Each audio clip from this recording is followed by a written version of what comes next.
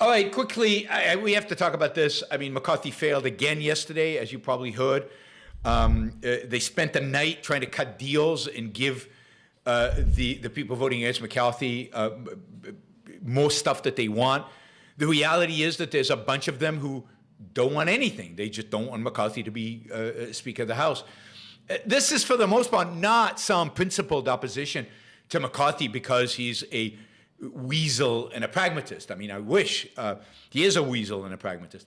But this is not some principled conservative opposition that they want more conservative. Although some of the demands are demands that make sense. Some of the rule changes they want in the House are rule changes that that make sense. That would prohibit monstrosities like this $1.7 trillion appropriations bills from passing so easily at the end of last, just a few weeks ago, a week ago. So there are definitely Republicans there who are trying to make changes that make sense. But I would say that mostly this is the the anarchist, the nihilist, the Trump, what do you call it?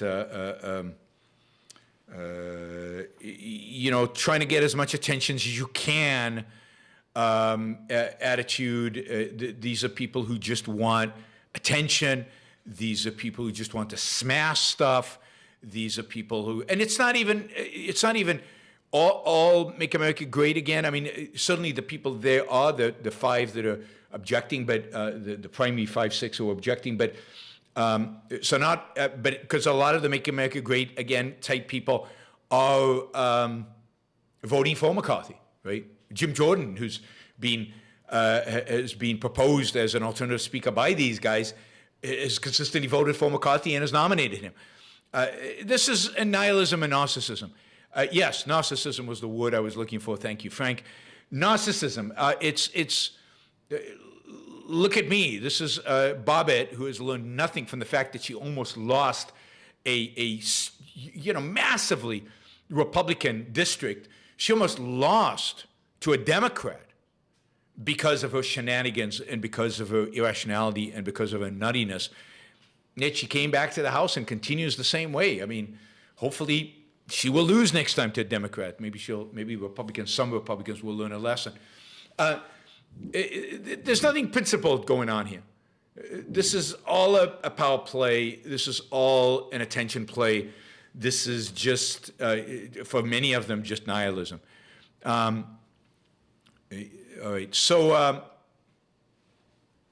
I mean, I'm no Kevin McCarthy fan. I think he's a ultimate weasel, and in a sense, I am enjoying this, if only to see him squirm, and if only to see him pay the price.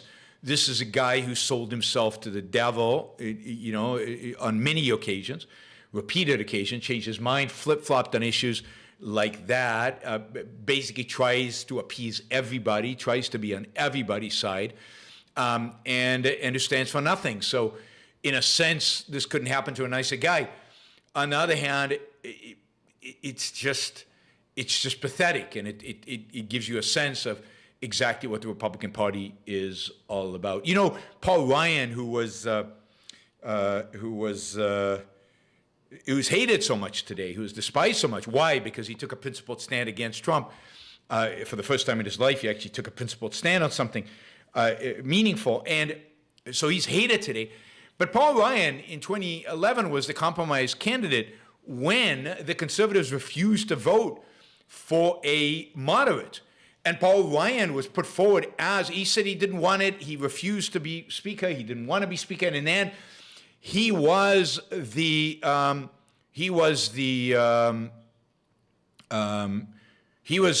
conservative guy who the conservative put forward. Some of the people actually withholding the Kevin McCarthy vote right now put forward Paul Ryan at the time, and he was the hero of the conservatives. And Paul Ryan was one of the, he kept selling out, but in terms of ideas and in terms of proposals and in terms of, he was one of the best congressmen we've had in a long, long time. I mean, the Paul Ryan budgets that passed the House during the Obama years, which would never be turned into law, of course, were some of the best budgets the United States House or Senate have ever voted on. including one budget that had Medicare turned into vouchers. But of course, that was unacceptable to Trump, who ran on, I won't touch Medicare, I will fight for Medicare for you, because he knew who his voters were. I will protect Medicare and Social Security. And of course, he would never, Paul Ryan ultimately always voted with the statists, but a lot of his proposals and a lot of his ideas and a lot of the budget the Paul Ryan Congress passed were terrific and fantastic. They were too terrific and fantastic for Trump, and that's where they butted heads. His ideas were unacceptable to Trump, the kind of things he wanted to do.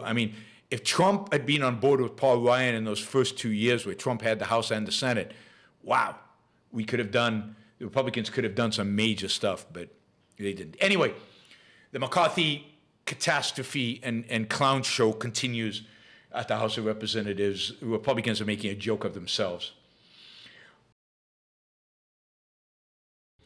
Thank you for listening or watching the Yaron Brooks Show.